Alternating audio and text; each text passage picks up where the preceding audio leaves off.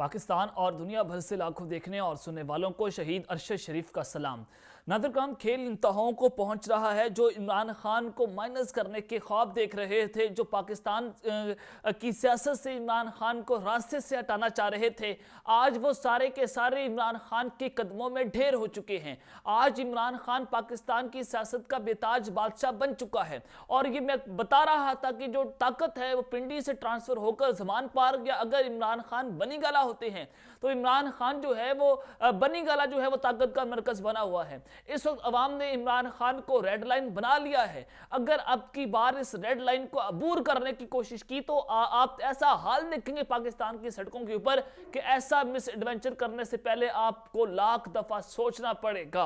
तो कुछ बड़ी खबरें हैं, कुछ बड़ी ब्रेकिंग न्यूज है जो आप तक पहुंचाना इस वक्त बड़ा जरूरी है। सबसे पहली खबर पर जो बात करने वाला हूं, पाकिस्तान की सियासत में जो इस वक्त हलचल मचने वाली है कि इमरान खान और जनरल आसिम मुनीर की फैसला कुन मुलाकात, जिसने इस वक्त तबले जंग बजा के रख दिया है। और ये मुलाकात इस वक्त बड़ी इंपॉर्टेंट है, इसकी टाइमिंग बहुत अहम है। आपने डॉट से डॉट्स कनेक्ट करते चले जाना है। इस मुलाकात की अंदरूनी कहानी मैंने आपके सामने रखनी है कि असल वजह क्या है और सदर पाकिस्तान ने किस तरह से इन दोनों के दरमियान सुलह करवाने की ठान ली है। अब जनाब ये मुलाकात किसके कहने पर हो रही है, होने क्या जा रहा है और आइंदा 72 घंटे क्यों इंपॉर्टेंट बताए जा रहे हैं, इस हवाले से तमाम तर तफसीलात मैंने आपके सामने रखनी है कि मुल्क को मार्शल लॉ से बचाने के लिए जनाब आखिरी कोशिश की जा रही है। अब ये आखिरी कोशिश कौन सी है, इस हवाले से भी पाकिस्तान तहरीक इंसाफ ने आज खतरे की घंटियां बजा डाली हैं और खुफिया एजेंसीज की रिपोर्ट्स जो हैं वो सामने आई हैं। वो रिपोर्ट्स मैं आपके सामने रखूंगा। उस रिपोर्ट के मुताबिक इमरान खान अगले वज़ीर आज़म बनने जा रहे हैं। अब वर्किंग रिलेशनशिप का वक्त आ चुका है। पीडीएम को क्या पैगाम पहुंचाया गया है जीएचक्यू की जानिब से, तमाम तफसीलात आपके सामने रखूंगा। लेकिन अगर आपने चैनल को सब्सक्राइब नहीं किया, चैनल को लाजमी सब्सक्राइब कर लें, बेल आइकन को दबा दें। आने वाली तमाम तरह अपडेट्स आपकी खिदमत में बर वक्त पेश होती रहे। नजर तजर्बाकारों की तजर्बाकारियां मैं रोजाना की बुनियाद पर आपके सामने रखता हूं। पाकिस्तान की माशत का जो हाल इन्होंने कर दिया, हालांकि ये लोग प्रेस कॉन्फ्रेंस के जरिए हमें बताते थे, पाकिस्तान के ताकतवर लोग, DCI ने ये प्रेस कॉन्फ्रेंस की कि इमरान खान का जो सबसे बड़ा मसला था वो जनाब कायदे इसमें इख्तलाफ थे, उनका सबसे बड़ा मसला माशत नहीं था। अब जनाब उस सारी सूरत हाल में उस वक्त अगर आप देखें तो इमरान खान के दौर में 6% से मुल्क तरक्की कर रहा था। इमरान खान के दौर में डॉलर सस्ता था, पेट्रोल सस्ता मिल रहा था, हर चीज स्ट्रीमलाइन थी। लेकिन कौन सी ऐसी आफत थी, क्या जनरल बादशाह को मौत आ गई कि उन्होंने रजीम चेंज किया, पाकिस्तान को आग में धकेल दिया और आज वो शख्स जो है वो गुमनामी की जिंदगी को एंजॉय भी कर रहा है। तो उनके लिए मैं एक खबर आपके सामने रख देता हूं कि आलमी रेटिंग एजेंसी है फिच, उन्होंने पाकिस्तान की गैर मुल्की करेंसी डिफॉल्ट रेटिंग जारी कर दी है और पाकिस्तान की रेटिंग कम करके CCC मनफी कर दी गई है। अब जनाब पाकिस्तान बिल्कुल डिफॉल्ट के किनारे पर पहुंच चुका है। यह आलमी रेटिंग एजेंसी है जिन्होंने पाकिस्तान की रेटिंग कम कर दी है और IMF रिव्यू की कामयाबी टैक्स बढ़ाने और ईंधन महंगा करने पर मुनहसिर है। अब जनाब जैसे जैसे टैक्सेस बढ़ते जाएंगे, अब 170 अरब रुपए के मजीद टैक्सेस लगाए जाएंगे, बिजली महंगी होने जा रही है, गैस महंगी होने जा रही है और इस हवाले से मिनी बजट को लाने की तैयारियां मुकम्मल हो चुकी हैं। तो जो आलमी रेटिंग एजेंसी है उन्होंने पाकिस्तान को जनाब इससे पहले CCC मसवत दी थी रेटिंग, अब CCC मनफी पाकिस्तान को कर दिया गया है।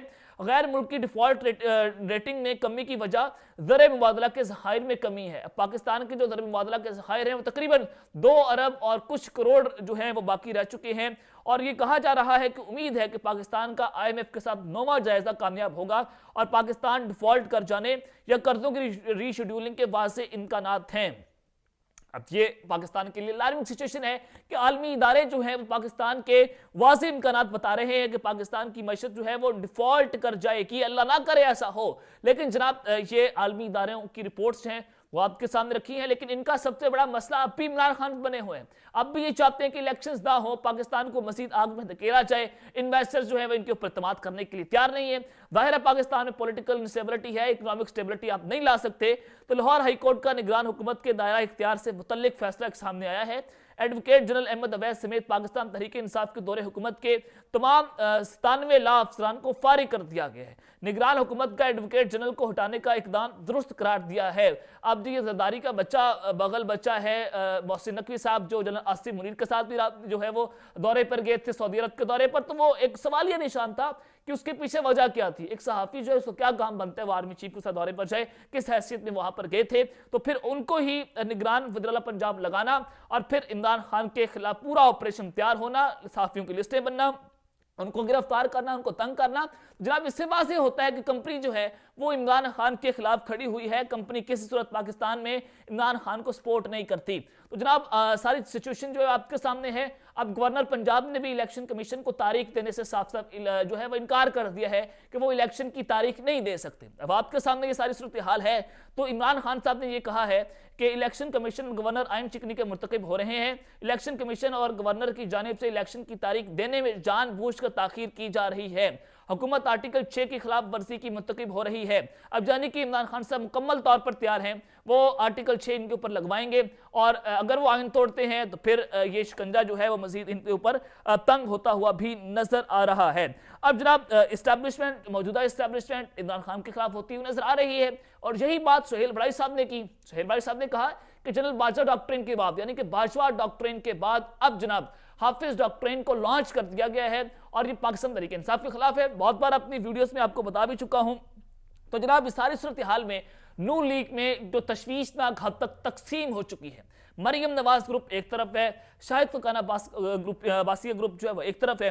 तो जनाब हुकूमत में शामिल मरियम नवाज और राना सनाउल्लाह की जो कंपनी है वो इलेक्शन नहीं चाहती, वो नहीं चाहते कि किसी सूरत पाकिस्तान में इलेक्शन हो, लेकिन शाहिद फरकाना बासी और इलेक्शन कमीशन पाकिस्तान राना सनाउल्लाह को ये बता रहे हैं कि इलेक्शन से फरार का कोई रास्ता नहीं है, हर सूरत इलेक्शन करवाए जाएंगे और जो है बकरे की मां कब तक खैर मनाएगी। तो गवर्नर पंजाब जो है वो भी आइन के खिलाफ वर्जी करने की मुर्तकिब हो रहे हैं। अगर ये इलेक्शन नहीं करवाते तो डेफिनेटली इनके ऊपर जो है वो आर्टिकल 6 भी लगेगा और तौहीन अदालत की कार्रवाई भी होगी, क्योंकि लाहौर हाई कोर्ट का फैसला जो है वो सबके सामने है। तो नून लीग जो है वो इस केस को दोबारा अदालत के अंदर लेके जाएगी और फिर अदालत जो है वो इस कमजोर से केस को खान साहब के हक में सुना देगी। तो मरियम नवाज जो है वो इसके ऊपर पूरा बयानिया बिल्डअप करेगी और मौजूदा एस्टेब्लिशमेंट इनका असल निशाना होंगे और फिर अदलिया के ऊपर ये कहा जाएगा कि इमरान खान जो है उनको अदलिया सपोर्ट कर रही है और इमरान खान अदलिया के घोड़े के ऊपर बैठ कर आ रहे हैं। ये पहले बात मरियम नवाज जो है वो कर चुकी है। तो जनाब ये सारी सूरत हाल जो है वो तो एक सामने है, लेकिन खुफिया एजेंसीज की रिपोर्ट जो है वो सामने आई है और उसके मुताबिक इमरान खान जो है वो अगले वज़ीर-ए-आज़म हैं। अब ये सर्वे जो है मुबैना तौर पर शहबाज शरीफ वज़ीर-ए-आज़म पाकिस्तान ने करवाया है और मुकामी एजेंसी को ये टास्क दिया गया था कि वो सर्वे करवाएं कि पाकिस्तान में कितने फीसद आवाम जो है वो इलेक्शन चाहती है और कितने फीसद आवाम पाकिस्तान में इमरान खान को वोट देना चाहती है। तो इस रिपोर्ट के मुताबिक जो अवामी अक्सरियत है वो इंतखाबात चाहती है, वो ये चाहते हैं कि शहबाज शरीफ जो है वो असम्बलियाँ तोड़कर मुल्क में फौरी तौर पर इलेक्शन करवाएं और 76% पाकिस्तानियों ने इमरान खान को वोट डालने का कहा है।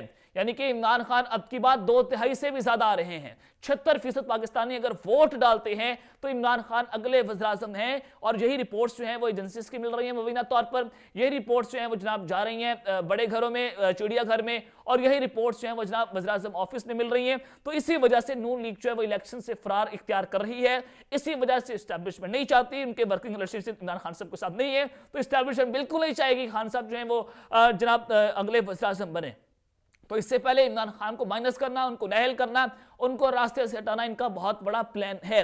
लेकिन जनाब इस सारी सूरत हाल में इमरान खान और जनरल आसिफ मुनीर की जो फैसला कुन मुलाकात की खबरें जो सामने आ रही हैं और ऐसे कहूँ कि सदर पाकिस्तान ने सुलह करवा दी है या फिर मार्शल से मुल्क को बचाने की जो आखिरी कोशिश की जा रही है अगले 72 घंटे जो बड़ी इंपॉर्टेंट है। अब इस मुलाकात की अंदरूनी कहानी में आपके सामने रख देता हूँ। देखिए ये खबर जो है वो मेरी नहीं है, इससे पहले भी एक सहाफ़ी है इमरान मीर साहब, उन्होंने खबर दी थी कि जनाब ये ख्वाहिश की जा रही है कि इमरान खान जनरल आसिफ मुनीर से मुलाकात करने जा रहे हैं और ये मुलाकात जो है वैवान सदर में होगी और इमरान खान की ख्वाहिश पर ये मुलाकात होने जा रही है। खबरें चल रही थी और फिर वो उस खबरों में तरदीद कर दी गई इमरान खान साहब की जानिब से कि कोई ऐसी मुलाकात नहीं हो रही, कोई हमारे इस्टेब्लिशमेंट के साथ रब्ते नहीं है और ना ही सदर पाकिस्तान के इस्टेब्लिशमेंट के साथ रब्ते हैं।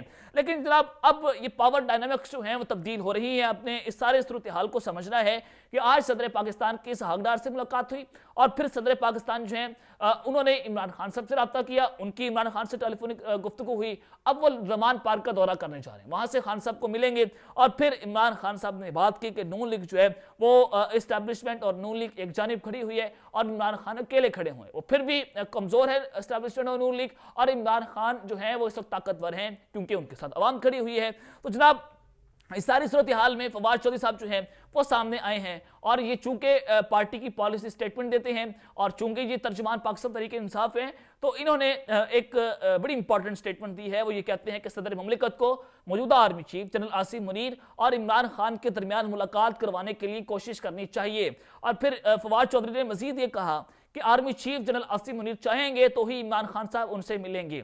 100% फौज के साथ काम करने के लिए तैयार हैं, लेकिन ताली दोनों हाथों से नहीं बचती, जबरदस्ती तो आर्मी चीफ के दफ्तर के बाहर जाकर नहीं बैठ सकते। ये जनाब वाज़ेह तौर पर कहा गया है पाकिस्तान तहरीक इंसाफ की जानिब से, और ऑफर दी गई है एस्टेब्लिशमेंट को, मौजूदा आर्मी चीफ को, कि आए, हम आपके साथ मुलाकात करना चाहते हैं, हम आपके साथ बात करना चाहते हैं और मुल्क की सूरत हाल को बेहतर करना चाहते हैं, ना कि खाना जंगी की तरफ इस सूरत हाल को लेकर जाए। और नून लीग चाहती है कि इदारों को और खान साहब को आपस में लड़वा कर और इनको मुल्क दुश्मन साबित करने की कोशिश की जाए। और यही बात जो है जनरल बाजवा साहब कर रहे हैं कि इमरान खान और पाकिस्तान तहरीक इंसाफ जो है वो इमरान खान पाकिस्तान के लिए खतरनाक थी, मैंने इस वजह से रजीम चेंज कर दी। मैं तो होता कौन है 22वें ग्रेड का अफसर, उसकी क्या औकात है कि वो वज़ीर-ए-आज़म को उसका तख्ता उलट दे? उसकी क्या औकात है? वज़ीर-ए-आज़म मुल्क के चीफ एग्जीक्यूटिव होता है और जनाब आईनी और कानूनी तरीके जमहूरी तरीके से अवामी वोट के नाम पर जनाब वो मुसल्लत होते हैं। तो ये होते कौन हैं जो ये जनरल बाजवा साहब बात कर रहे थे?